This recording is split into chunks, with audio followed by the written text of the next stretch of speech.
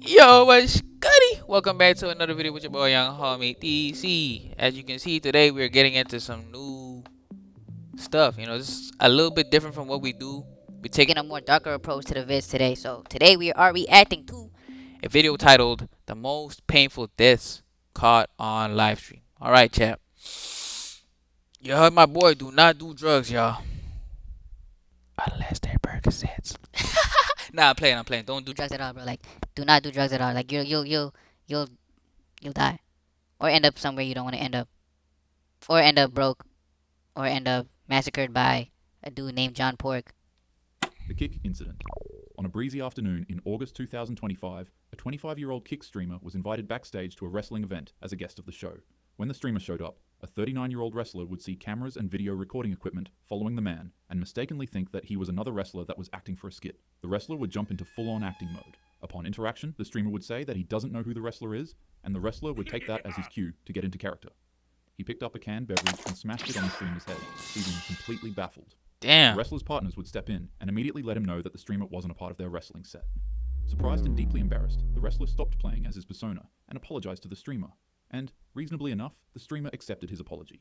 The two shook hands, and the streamer would later on be invited by the wrestling crew to jump in the ring for a skit. They told him that he could pick up the wrestler and do one move on him to make up for what happened, and just like that, the beef was settled.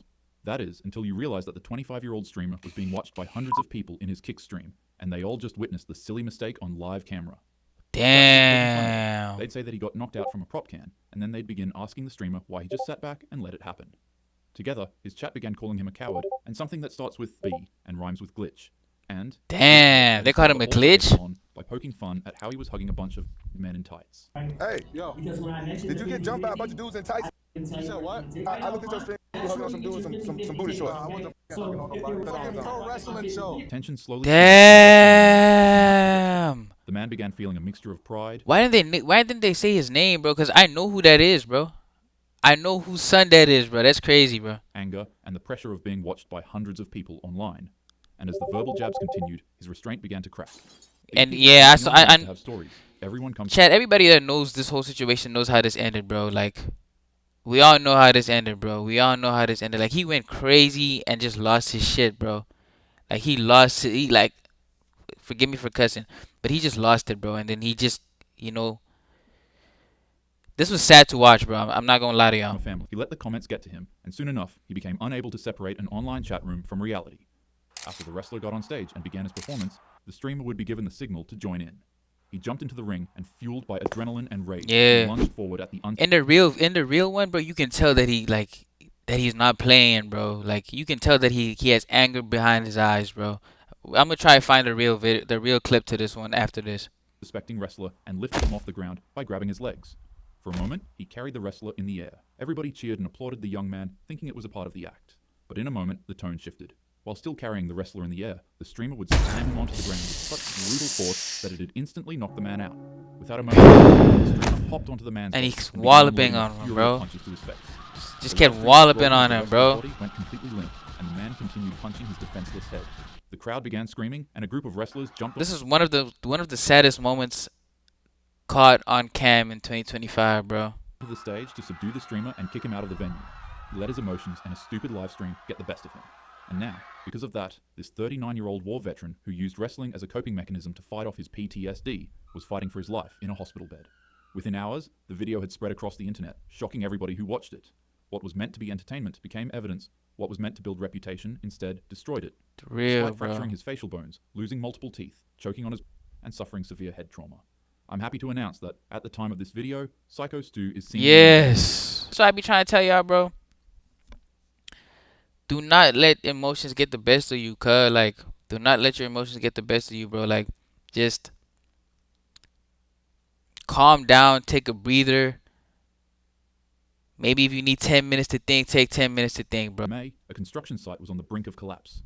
Flames surrounded the site as workers clung to metal railings. Johnny Sins, what? And smoke curled from different directions. People became scrambled, abandoning their tools and blaring their alarms as a thick black smoke swallowed the building that they were working on.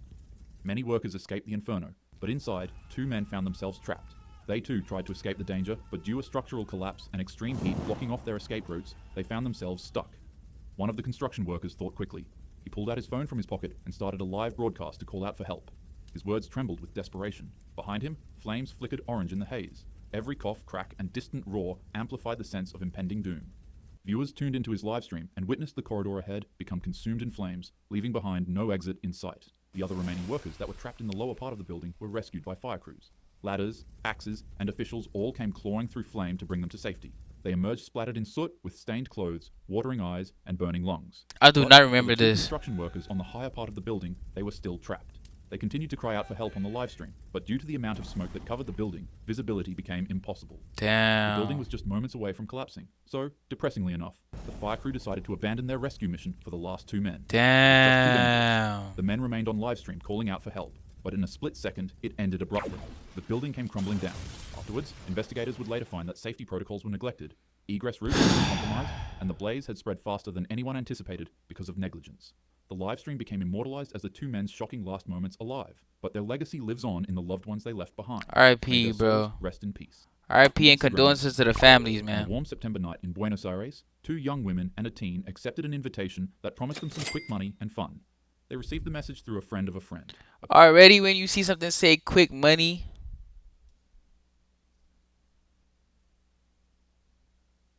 quick money. Apparently, some people Especially if even it's from paid the somebody girls you to attend don't a know, private bro. Party. Delighted by the opportunity, the three ladies accepted. Later on, they would arrive at a quiet house in Florencio Varela. But unbeknownst to them, it'd be the last building they'd ever step in. What waited inside wasn't music, dancing, or partying, but rather a masked gang carrying ropes, weapons. Yeah, I feel like some videos, it's better to watch somebody react to them, cause it's just be boring to just watch them dolo. Cause I don't know, I don't know, I don't know why it is like that, but it's like some videos are made for people to react to, for people to watch the reactions to those videos. Like it's crazy, but yeah. And evil intentions. The girls were all accused of stealing something that didn't belong to them. It was Facts, bro. Honestly, they don't, cause it's just somebody yapping with pictures in the back with no emotion, and that's why when we first put it on, I was a little skeptical, cause the monotone stuff makes you need to uh make the video interesting, and that's why these do good very well when people are reacting to them. a package of illegal items that seemed to carry more weight than their lives ever could in the eyes of the men holding them hostage. They all brought out their phones and went live. 45 exclusive viewers joined in, and just like that, the infamous stream had officially begun. The gang shouted at the woman and told the viewers that this is what happens when people steal from her. The men then Oh began to beat on the my captives, gosh. also removing their fingernails from their hands. The beatings continued for a long period of time until they finally the three women and ended the stream. Days later, the house was raided. And what did these guys gain from doing that, bro? What did you gain from live streaming you beating on people, bro? Like, bro, there's some sickos in this world, bro. Some sickos, bro. And you know what's crazy? Like I'm saying, what would you gain from that when there's literally skeptical? Did you say skeptical? Skeptical. Oh. Alright, skip. But I don't know. I generally don't get why people be doing like stuff like this. But then when you think about it, like right now, probably somewhere on the dark web, bro, there's some kid or some woman or some man or somebody in some room tied up with a camera pointed to them, and there's people enjoying that, laughing and stuff to that, bro. Somewhere on the dark web, bro, there's a lot of sickos out there, bro. There's a lot of sickos, so it's crazy to know that stuff like this happens, but dude, it happens every day beneath our noses, bro. On the same internet that we use to watch YouTube, there's people doing crazy stuff in the back rooms, bro.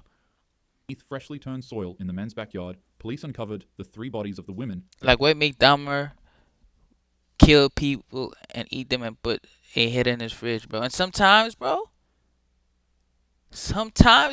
he do sexual acts with those people's bodies, bro. Like, there's generally sick people out there, bro. Buried in multiple pieces. The stream had ended, Or but sick or sexual acts with pieces of those people's bodies, bro. Like, there's sickos out there, bro. its echo spread across Argentina, igniting pure outrage and grief.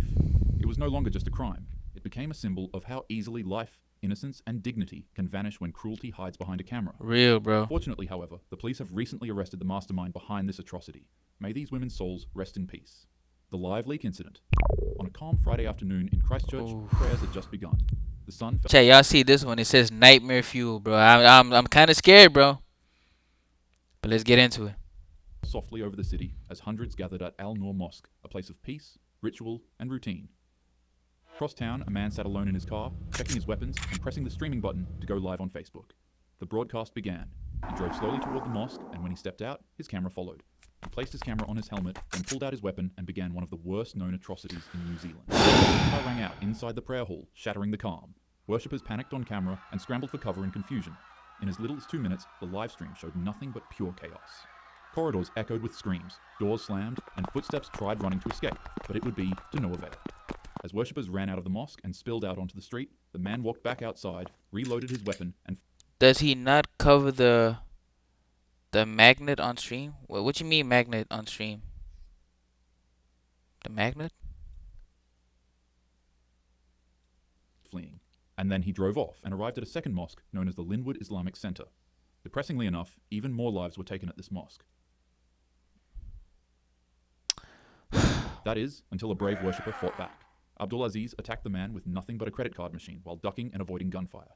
Eventually, the brave man found one of the streamer's used weapons that he had discarded on the ground. He picked it up and chased the man away with it, and then he threw the empty weapon into the back of the man's car window, forcing him to flee. The day was finally saved as police officers later on arrested the man. But what was left behind was 51 human casualties, a city in ruins, and a No. nation forever changed. You telling me this nigga, bro? He got away with killing 51 people before he got, bro. That's not worth it, bro. I mean, that's not worth having this dude just locked up. Somebody gotta kill him, bro. Like, I feel like certain situations, bro, death penalty should be allowed, bro. Like, and I know that the Bible says do not kill and whatnot. But this, it's not like we just killing somebody for no reason. Like, this dude literally took 51 people's lives away from them, bro. 51 people's lives away from 51 people with families, bro. All taken away, bro. That's crazy, bro. That is genuinely crazy, bro. Like, no, nah, for real, torture, bro. In GTA, he killed people in GTA. Footage exploded all over LiveLeak, where it was re-uploaded numerous times. The situation was so bad that the entire website became blocked by the country's biggest internet providers. New Zealand made significant reform with laws aimed to specific weaponry. A man who attempted to become immortalized through an atrocity failed to realize that he only set the stage to show off the capabilities that human courage can excel to. Rest in peace to every one of these victims, and Abdul's actions has my deepest and most profound respect. We could all learn a thing or two from him. Anyways, with that, Ronnie McNutt himself on a Facebook Live. Damn, bro. I know about somebody else who also did something like that, bro.